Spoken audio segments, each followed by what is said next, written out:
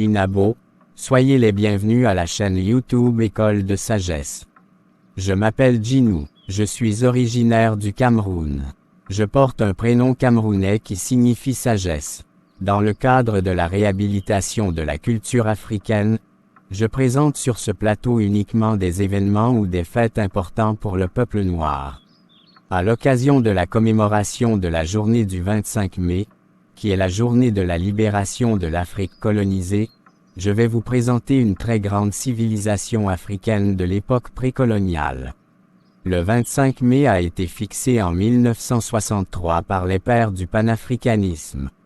Cette présentation aidera le peuple noir à se défaire des préjugés racistes qu'il subit de la part des peuples à peau blanche et à renforcer sa confiance en soi, puis son estime de soi.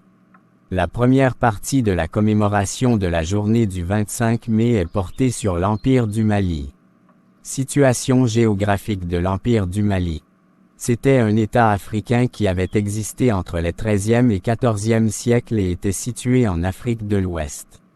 C'était un grand empire qui s'étendait de l'océan Atlantique jusqu'aux pays actuels tels que l'Est du Mali, la Guinée, le Sénégal, la Guinée-Bissau, la Gambie, le sud de la Mauritanie, l'ouest du Burkina Faso et le nord de la Côte d'Ivoire. Il est difficile aux historiens de localiser avec précision la capitale de l'Empire du Mali. L'Empire du Mali fut fondé par les Mandingues qui s'appellent encore les Malinké. L'économie de cet empire reposait sur l'exportation de l'or vers l'Afrique du Nord musulmane et l'Europe. Il connut son essor au XIVe siècle grâce au contrôle du commerce entre la zone équatoriale et le nord de l'Empire. Création de l'Empire par Sundiata Keïta. Il existe plusieurs sources qui racontent l'histoire de l'Empire du Mali. Ces sources sont par exemple, les écrits des géographes ou voyageurs arabes qui ont parcouru ou recueilli des informations sur la région du XIIe ou XIVe siècle.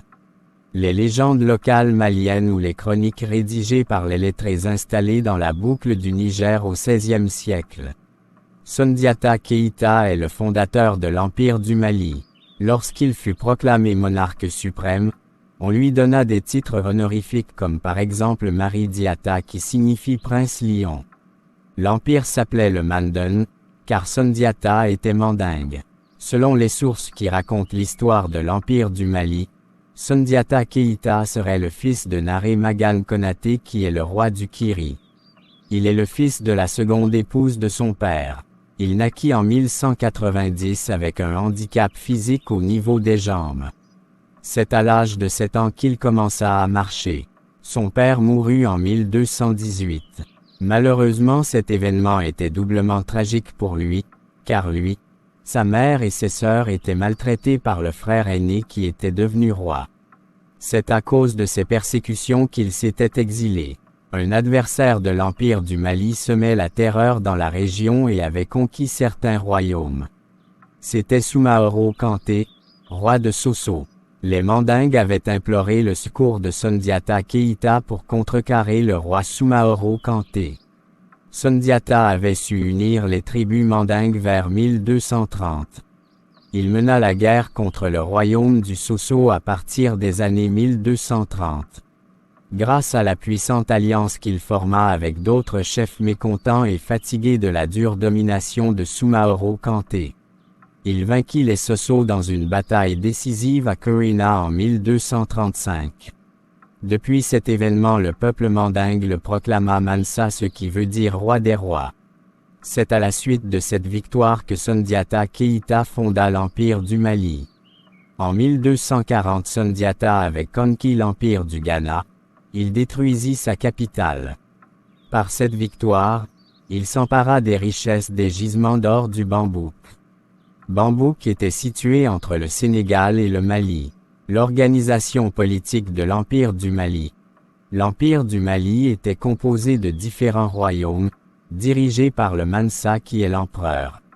Il n'y avait pas de règle de succession au trône, soit le fils soit le frère du roi défunt devenait roi, mais il fut décrété à l'époque que les futurs rois de l'Empire du Mali seraient choisis parmi le clan Keïta. L'Empire du Mali dura environ 3 siècles. Plusieurs souverains s'étaient succédés au trône. 17 sont connus entre 1255 et 1400. Leur règne avait duré entre 1 an et 20 ans. Ils étaient généralement des successeurs de Sundiata Keïta. Au temps de Sundiata Keïta, le gouvernement était centralisé. Son empire avait une diplomatie et une armée très compétentes. Ces atouts avaient permis à Sundiata Keïta d'étendre grandement son empire. Selon les récits historiques, son empire serait le plus grand d'Afrique. Il donne le nom Mali à son empire, ce qui signifie le lieu où vit le roi. Le plus célèbre de ses successeurs était Kankou Moussa ou Mansa Moussa. Il régna de 1312 à 1327. Il était reconnu comme un grand bâtisseur, car c'était de lui que venait la construction de la mosquée de Tombouctou.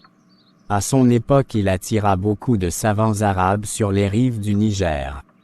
Il avait contribué à un plus grand essor de l'empire du Mali. Il avait marqué son époque avec le fabuleux pèlerinage qu'il fit à la Mecque à partir de 1324. Pendant son voyage, il répandait de grandes quantités de poudre d'or qui dépassaient plus de 10 tonnes. Malheureusement, cela avait eu un impact négatif sur l'économie des régions qu'il traversait. Ce regressement de l'économie dura pendant des dizaines d'années. Le Mansa avait le monopole des marchandises clés, par exemple, lui seul était autorisé à posséder des pépites d'or, les commerçants eux devaient se contenter de poussière d'or. Selon les récits historiques, le roi possédait certaines qualités mystiques et tous ses sujets lui étaient loyaux. Voici les descriptions de certaines normes de comportement à l'égard du roi. Personne n'avait le droit d'être en présence du roi quand il mangeait. Tous les visiteurs se tenant devant lui devaient être pieds nus, se prosterner et se verser de la poussière sur la tête. Le culte du souverain et l'extrême centralisation du gouvernement en une seule personne étaient un avantage pour la prospérité de l'empire du Mali indépendamment des qualités du roi. Sous le règne de Sundiata Keïta, l'empereur était assisté par un conseil des anciens et de chefs locaux. Les audiences avec le roi étaient tenues dans le palais royal ou sous un grand arbre. Le roi était aussi à la tête de la justice et travaillait en collaboration avec des conseillers juridiques. Sous le règne de Mansa Moussa, l'empereur était assisté par un vizir. En plus du vizir, l'empereur était assisté par un conseil des anciens. Le vizir assumait la fonction de premier ministre. Sous le règne de Mansa Moussa, l'empire fut divisé en provinces pour y assurer une meilleure gestion. Chaque province était dirigée par un gouverneur qu'on appelait Farba. Les gouverneurs étaient nommés par l'empereur. Ils étaient responsables des impôts locaux, de la justice et du règlement des problèmes tribaux. L'administration fut améliorée grâce à de plus grands registres conservés et envoyés au bureau centralisé du gouvernement à Niani.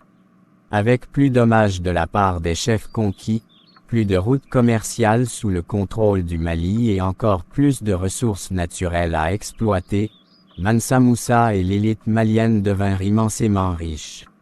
Le roi dépensa tellement d'or au cours de sa visite au Caire en 1324, que cela fit chuter le prix des lingots d'or de 20% et donna naissance à la rumeur selon laquelle le Mali serait un royaume pavé d'or.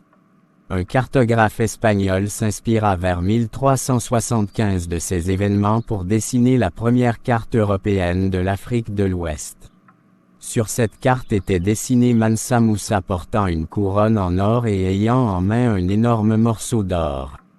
Les explorateurs européens auraient essayé pendant les 5 siècles suivants de localiser la source de cet or et la légendaire ville marchande de Tombouctou.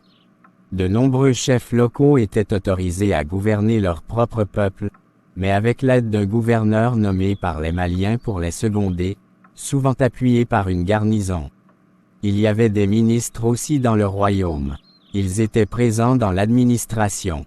Ils avaient des fonctions spécialisées en fonction de leurs compétences. Ils étaient en grand nombre et aidaient le roi. Les ministres clés étaient par exemple le chef de l'armée et le maître des cérémonies et chef de l'orchestre royal. Il y avait des secrétaires sous le règne de Mansa Moussa. Ils étaient chargés des relations écrites avec le monde musulman. Sous le règne de Mansa Moussa, l'armée comportait environ 100 000 hommes. Elle était composée d'une aristocratie à cheval accompagnée d'archers ou de lanciers. La cavalerie en armure avait 10 000 chevaux. À la tête de l'armée était le talentueux général Saran Mandian. Les soldats de l'Empire du Mali étaient recrutés de chaque province. Grâce à une armée puissante, l'empereur avait pu agrandir doublement son territoire. Ainsi, il contrôlait des terres jusqu'à la Gambie et au Bas-Sénégal à l'ouest, au nord. Les tribus tout au long de la région frontière du Sahara occidental furent dominées. À l'est, le contrôle s'étendait jusqu'à Gao sur le fleuve Niger. Et au sud, la région de Buré et les forêts de ce que l'on appelait la Côte de l'Or tombèrent sous la supervision du Mali. À travers son extension, l'Empire du Mali avait inclus un grand nombre de groupes religieux, ethniques et linguistiques différents. La population de l'Empire du Mali, quant à elle, était composée de différentes ethnies. Voici quelques ethnies comme les Mesufas, les Touaregs, les Fulbi, les Peuls, les Toucouleurs, les Soninké, les Songhré, les Wolofs, les Mandingues, etc. Organisation sociale de l'Empire du Mali. La société mandingue serait subdivisée en clans. Il y aurait eu 16 clans d'hommes libres. La famille royale ferait partie des clans des hommes libres.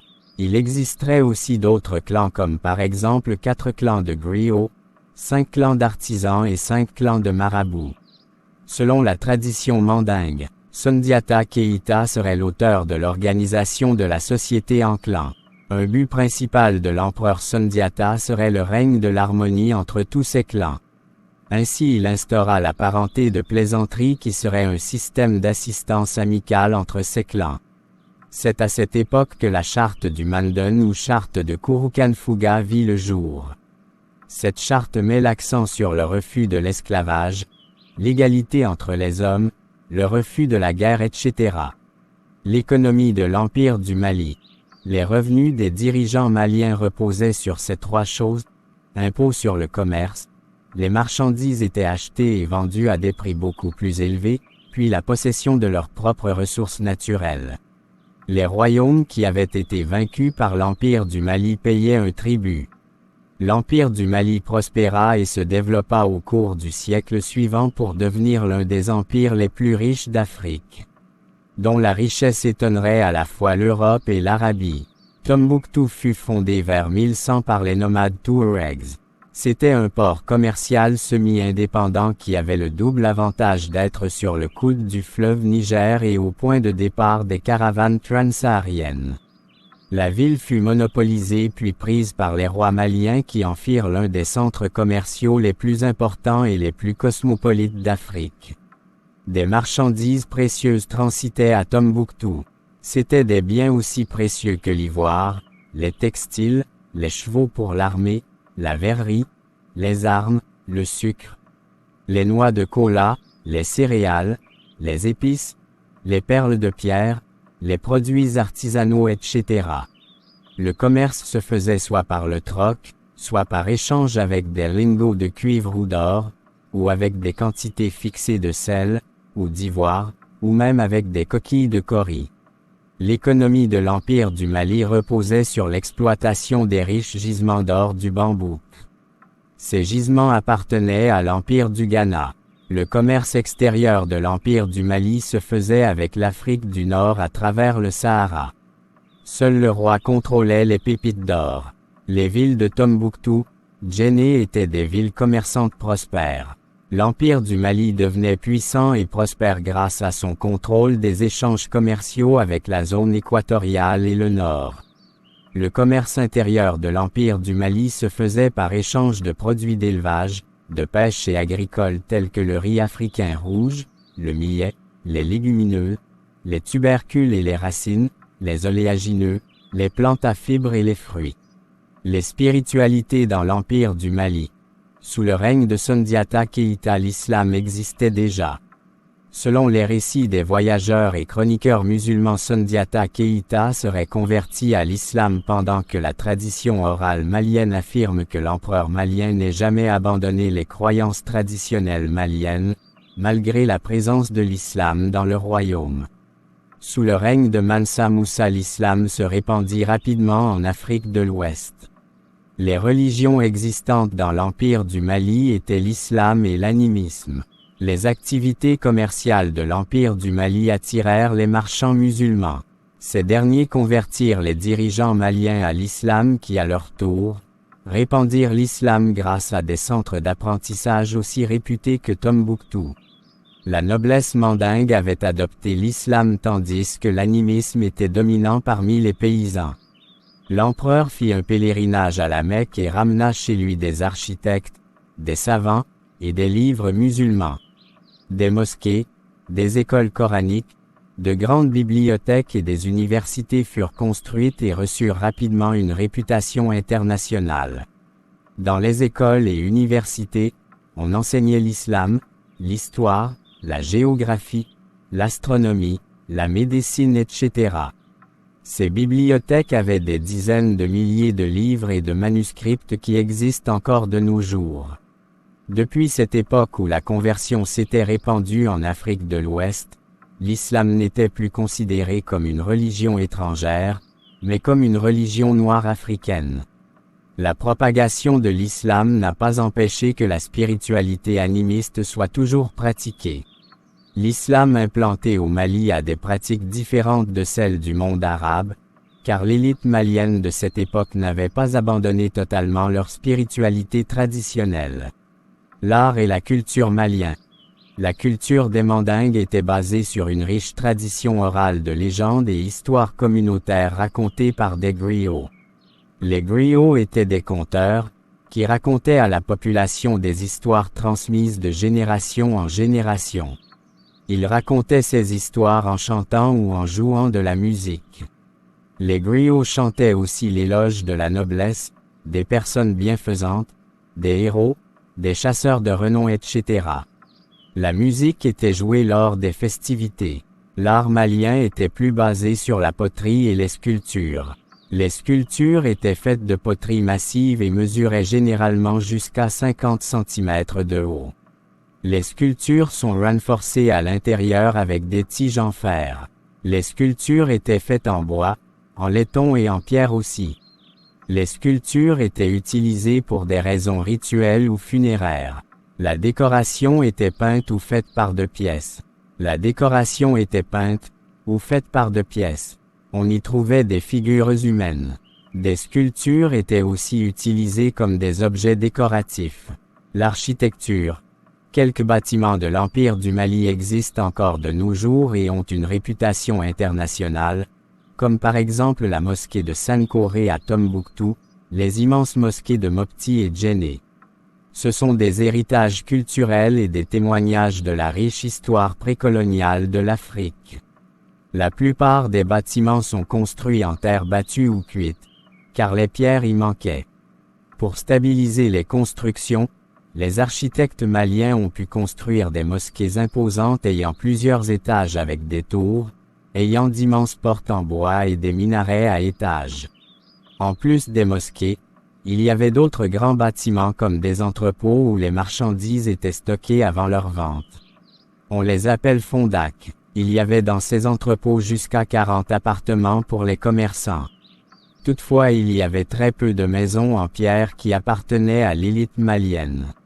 Selon les récits des chroniqueurs arabes, il existait d'autres types de maisons domestiques qui étaient construites avec des briques de terre battues et avec des plafonds faits de poutres et de roseaux en bois, le tout formant un toit conique.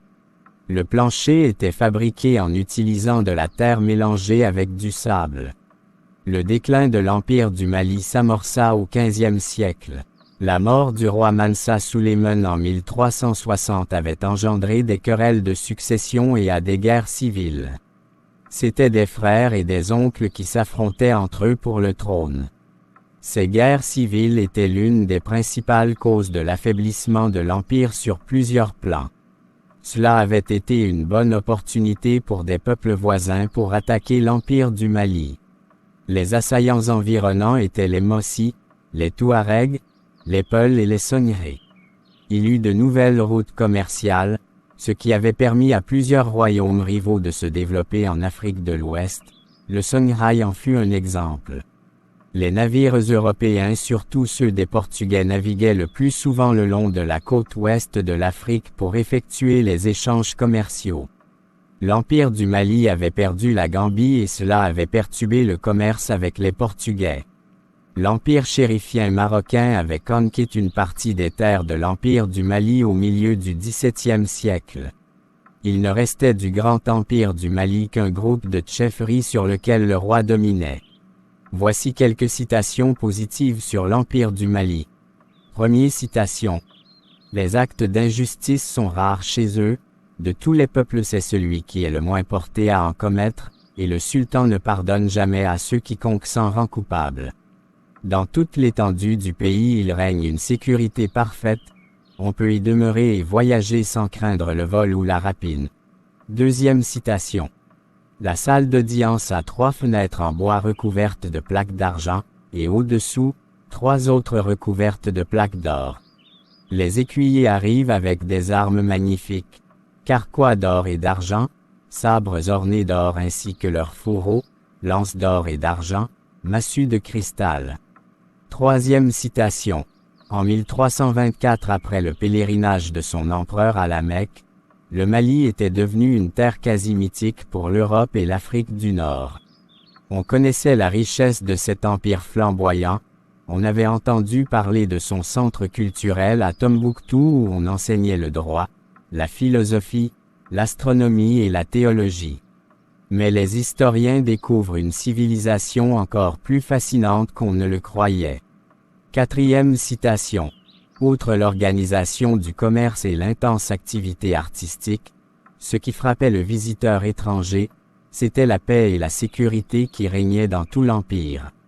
Chose incroyable à cette époque moyenâgeuse où les pillards, les pirates et les voleurs sévissaient un peu partout à travers le monde.